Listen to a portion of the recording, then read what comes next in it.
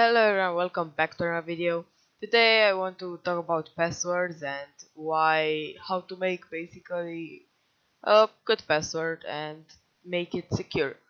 So now how we can start is I'm here on a website that basically tells you about passwords, and here I have a notepad opened. So in here we'll test passwords and then paste them here. Now you shouldn't actually paste the real passwords in here. This is only like, you know, trying to kind of visualize how good the passwords are, but don't test the real passwords inside like this.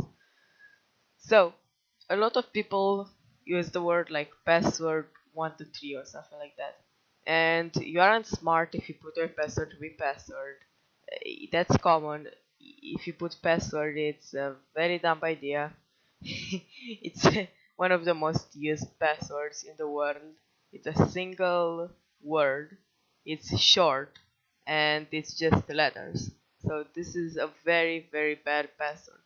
Now if you add 123, it becomes a little better because it's no longer so used, but it's still a pretty bad password for brute force attack. So what you can do in this case would be to say 123 put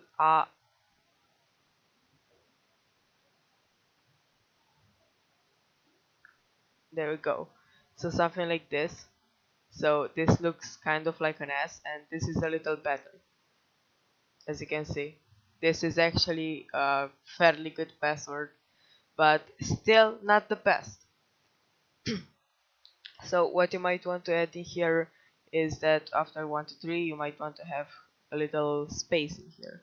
So let's try this again now, and here we go, we made an even better password. If we want, we could also add some weirder symbols like this and maybe put a 0 after that. Yeah, a 0, that's a 0, not an O. And there we go. Now we made a fairly secure password that it would be way harder to crack than anything else.